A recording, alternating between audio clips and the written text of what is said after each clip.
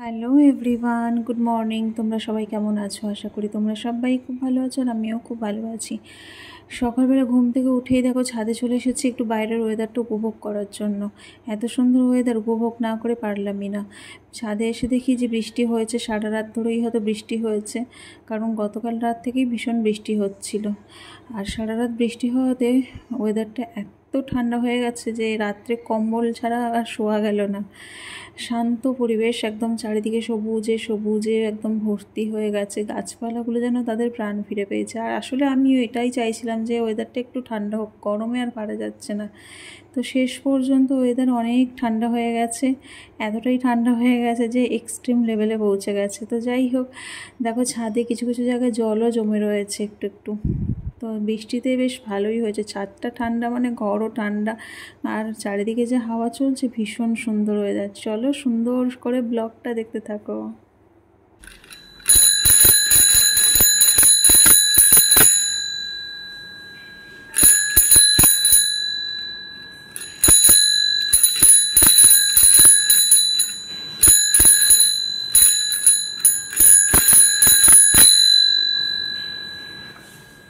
হয়েছে হয়েছে এখনো হয়নি। এই যে চিৎকার করলে কিন্তু এবার বকছে বকছে কিন্তু। দেখো বাবা চিৎকার করে না, তুমি চিৎকার করো। তুমি তো ভালো, তুমি কত সুন্দর। কে করছে? সকাল সকাল বায়না চলেছে যে সাইকেলে বসে ট্রিং ট্রিং করবে। এই এই দেখো ট্রিং ট্রিং ট্রিং ট্রিং করে যাচ্ছে। হ্যাঁ হয়েছে হয়েছে হয়নি এখনো হয়নি তো এখনো হয়নি না। আচ্ছা করো। হয়েছে হচ্ছে না এখনো হচ্ছে না। ওই ওই হচ্ছে না। এই এই দেখি চ পাপাই আবার ঠাকুরকে পুজো করবে। চ ঠাকুরকে মালা পরাবে, মালা পরাবে। দেখবি না তো, দেখবি না তো মালা পরানো। চ সকাল সকাল রান্নাটা আজকে সেরে নিয়েছি। উচ্ছে ভাজা, এদিকে করেছি আমের চাটনি, আর এদিকে আছে হলো ডিমের ঝোল। এই দেখো ডিমের ঝোল, আর কিছু করিনি, এইটুকু রান্না আজকে। আর এখানে হচ্ছে ভাত, সাদা ভাত। এই টোটাল আজকে রান্না। সকালবেলা উঠে একদম রান্নাটা সেরে নিয়েছি। পাপাই দেখতে পাচ্ছে না, পাপাইকে টাটা দিয়ে দাও। লাইটটা জেলে জুতোটা ঝেড়ে পড়লে না। টাটা বাবাই। ঘুম পাচ্ছে, ঘুম পাড়িয়ে দাও, চলে আসছে। ওটা কি? ঘষ বলে হেয়ার ড্রায়ার। ওটা কি বলো? ড্রায়ার। ও তাই? কিরম ভাবে করে, কিরম ভাবে করে মাম্মাম দেখাও। কিরম কিরম কিরকম ভাবে করে দেখাও।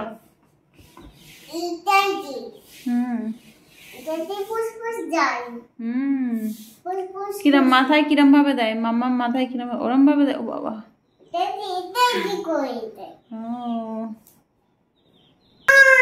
ঘষকে ঢুকাবো এখন, ঘষকে ঢুকিয়ে রাখবো। দে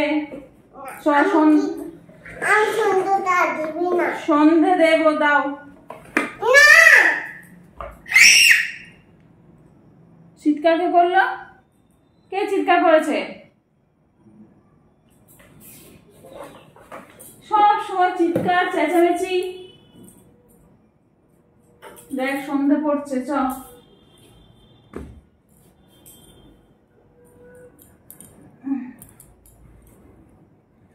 বলে না সারাদিন গেল ওলে মালে, ধান শুকলো সন্ধ্যাকালে। তো আমার হচ্ছে সেই দশা।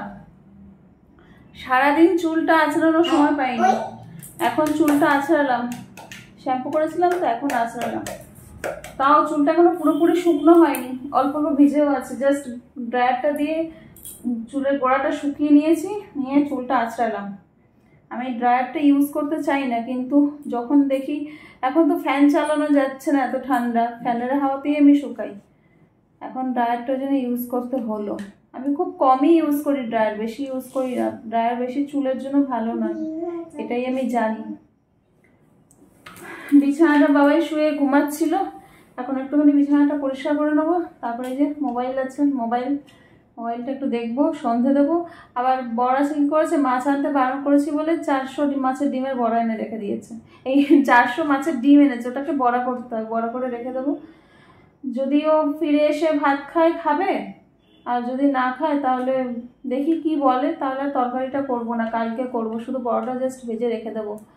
আচ্ছা, বরের 3টে বড়াটা শিফট, জানি না ও এসে খাবে কিনা, মনে হয় খাবে না, তবু জানি না কি করবে। চল দাও বাবা, এবার দাও, রেখে দিই। দিবি না ঘাস? তাহলে চ সন্ধে দি, সন্ধে দি, চ ধূপ জ্বালি, প্রদীপ জ্বালি, চ। বাক্সটা কামড়ে ছিঁড়ে দিয়েছে, এত বদমাস ছেলে। চ দাও, মাকে দাও।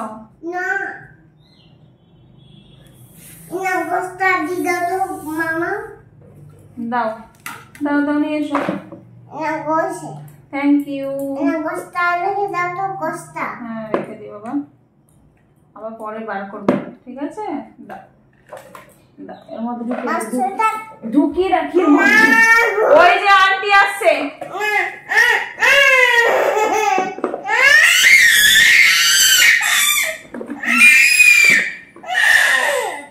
দে দে।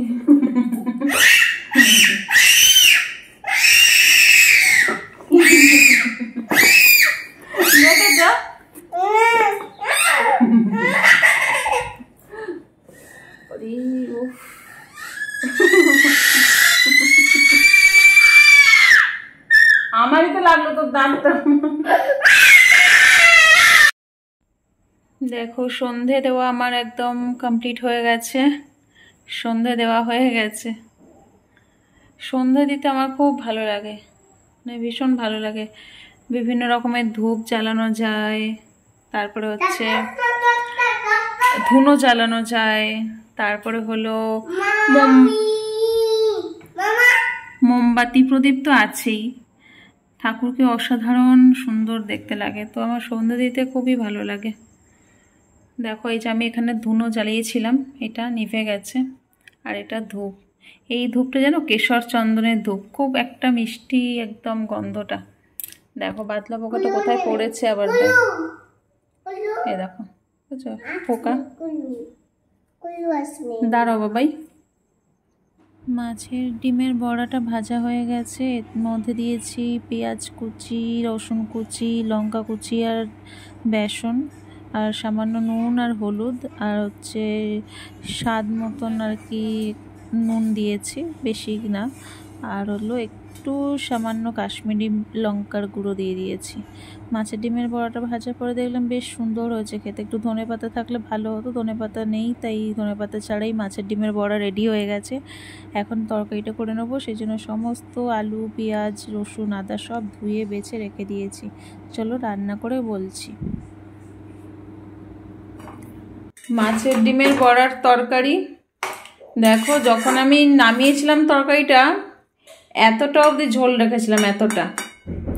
বাবাইকে যখন আমি ভাত খাওয়ালাম তখনও অল্প একটু ঝোল ছিল, এখন পুরো দেখো শুকিয়ে গেছে ঝোলটা, দেখেছ?